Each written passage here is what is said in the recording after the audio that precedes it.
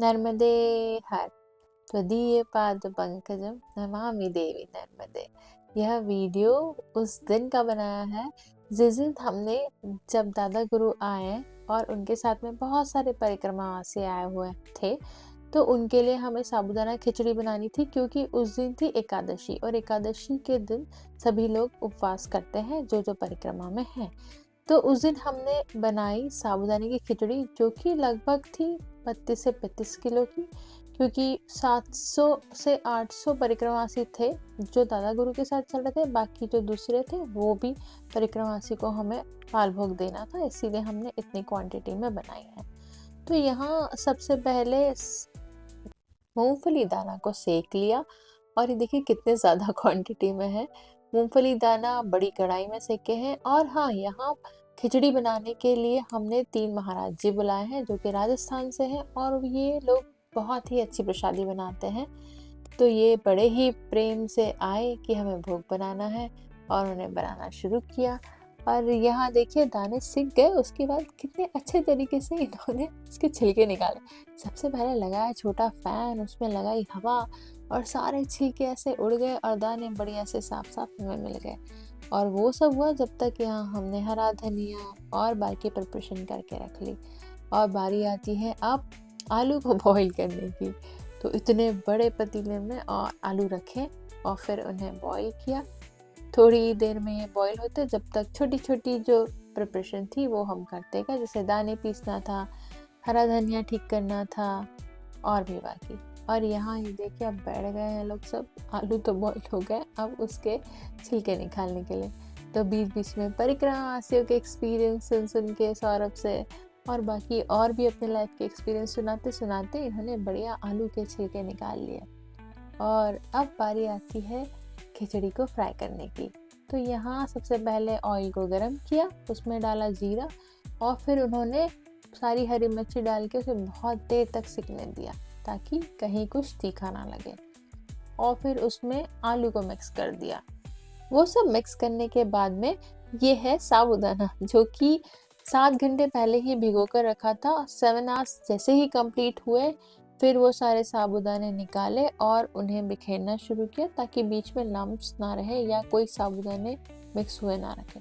और फिर जब तक ये जो बड़े महाराज जी हैं ये अपने सारे मसाले मिक्स कर रहे हैं। मसाले में है सफ़ेद मिर्च और शक्कर, नमक, काला नमक, सेंधा नमक, वाइट नमक यूज़ नहीं किया क्योंकि वो उपवास में यूज़ नहीं करते। और फिर ये जब तक साबूदाने निकाल रहे हैं और फिर यहाँ हमने अनार के दाने और हरा धनिया ये सब भी प्रिपेयर करके रखा है ताकि ये सब प्रेजेंटेशन में काम आएंगे।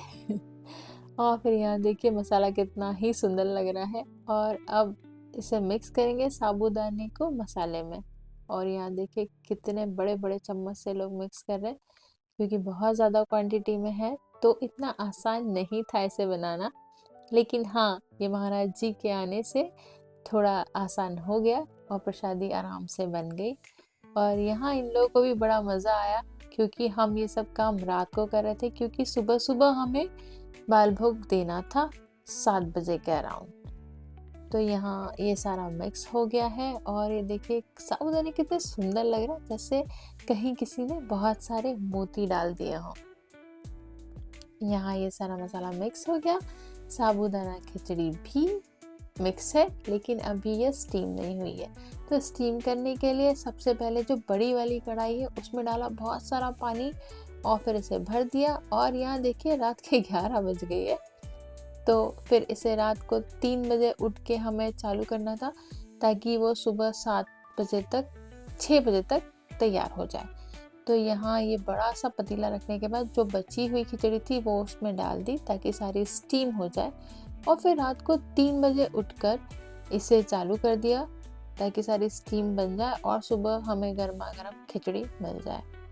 और सुबह सुबह खिचड़ी जब तैयार हो गई तो इसे हमने बड़ी वाली गाड़ी में रखकर और पहुंचा दिया वहीं बोरखेड़ी वाले रोड पर। और एक छोटी गाड़ी जो कि हमारे पास थी आज थार, उसमें हमने रखी बाकी की खिचड़ी क्योंकि हमें रास्ते भर भी परिक्रमावासी मिलने वाले हैं।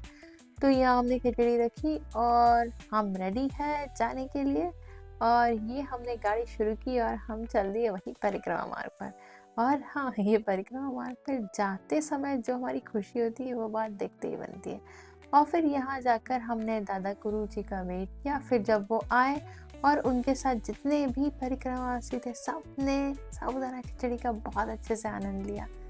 दादा गुरु स्वयं तो कुछ नहीं लेते, वो सिर्फ नर्मदा जी का जल ही लेते हैं, लेकिन उनके साथ जो बाकी परिक्रमावासी हैं उन्होंने साबूदाना खिचड़ी जो कि हमने एकादशी के लिए उन्हें दी, वो पाकर बहुत खुश हुए। उन्होंने सोचा भी नहीं था कि यहाँ जंगल में साबूदाना खिचड़ी भी मिल सकती है, लेकिन नर्मदा माई ने हमें निमित्त बनाकर वहाँ पहुँचा ही दिया। घर के हर एक व्यक्ति ने दादा गुरु से आशीर्वाद लिया और सभी बड़े खुश हुए।